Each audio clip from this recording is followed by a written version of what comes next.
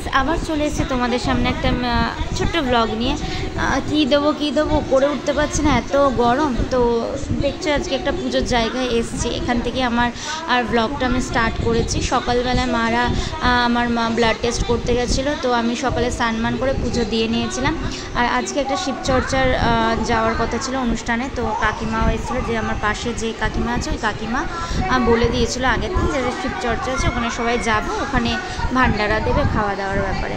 তো যাই হোক, প্রচণ্ড গরম, সকালবেলা থেকে উঠে তো ওরা রক্ত দিতে চলে গেছে। আর এদিকে এত কারেন্ট অফ, ভাত আর উচ্ছে ভাজা হয়েছিল, উচ্ছে কুমড়ো ভাজা, আর মাংসটা হয়নি। তো অ্যাজ ইট ইজ যেরকম আছে সেরকম রেখে চলে গেছে। কী করবো, সারাদিন আজকে কারেন্ট অফ। তো চলে গেছি ঠাকুরের কাছে, কাকিমা এসেছিলো, কাকিমার সাথে আমরা চলে গেছি। ওরাও রক্ত দিয়ে এসে ওরাও একে একে করে স্নান করে নিয়েছে। মা যায়নি, মা বলছে আমার গরমে একদমই শরীর চলছে না। তো আমরা তিনজনে মিলে চলে গেছি, তিনজন, আর কাকিমার সাথে চলে গেছি।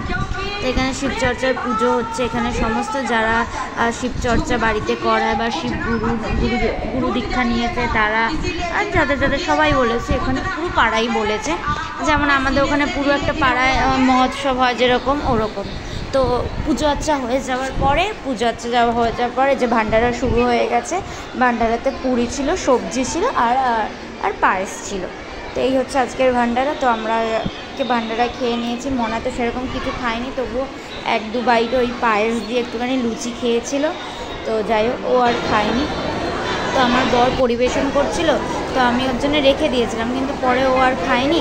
তো আমি কী করছি, মায়ের জন্য নিয়ে চলে এসেছি প্যাক করে। তো যাই হোক, এই দেখো সবাই খাচ্ছে, কেউ লাইনে আছে, কারোর খাওয়া হয়ে গেছে। তো এখানেই আজকে ব্যাস এখানেই ইতি। তারপরে আমি যথারীতি বাড়ি চলে এসেছি। সারা সন্ধ্যেবেলায় কারেন্ট এসেছিলো কিছুক্ষণের জন্য, তো আমি আদা রসুনটা পেস্ট করে রেখেছিলাম। তারপরে আমি বসিয়ে দিয়েছি মাটনটা রান্না করতে।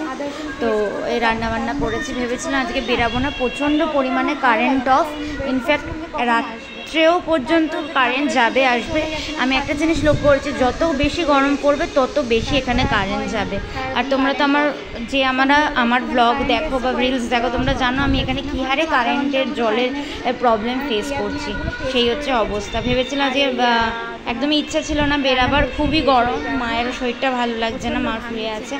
তো রান্নাবান্নাগুলো করে নিয়েছি, আর আমারও একটু খিদে পাচ্ছিল। আমি একদম ভাত ছাড়া না থাকতে পারি না, সারা দুপুরে একটু ভাত খাওয়া হয়নি তো আজকে, আর ওই কারণে আরও খিদে পেয়েছে। তো আমি রান্নাটা তাড়াতাড়ি বসিয়ে দিয়েছি কারেন্ট থাকতে। তো তারপরেও রান্নার মাঝখানে অনেকবার কারেন্ট চলে গেছিলো। তো যাই হোক, ভালো তো লাগছিল না আজকে যেতে, প্রচণ্ড পরিমাণে গরম। মনারও গরমে মাথার মধ্যে এই জায়গাটা সাইডে ঘামাচি উঠে গেছিলো। তারপর যাই হোক, কোনোরকম রাতে আমি তো একটু খেয়ে নিয়েছি, খেতে 9টা বেজেই গেছে আমার।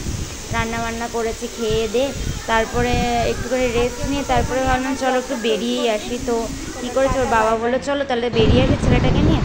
তো আমরা বেরিয়ে গেছি। এমনি পুরো আমাদের এরিয়াটাকে গোল করে আমরা ঘুরছিলাম।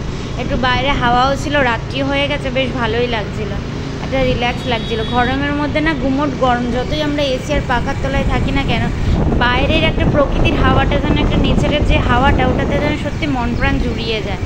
তো যাই হোক, একটুখানি খেয়ে না একটু গরমটা মানে খুব রিলিফ লাগছিলো কিছুটা। চলো আজকের মতো tata, bye bye, good night.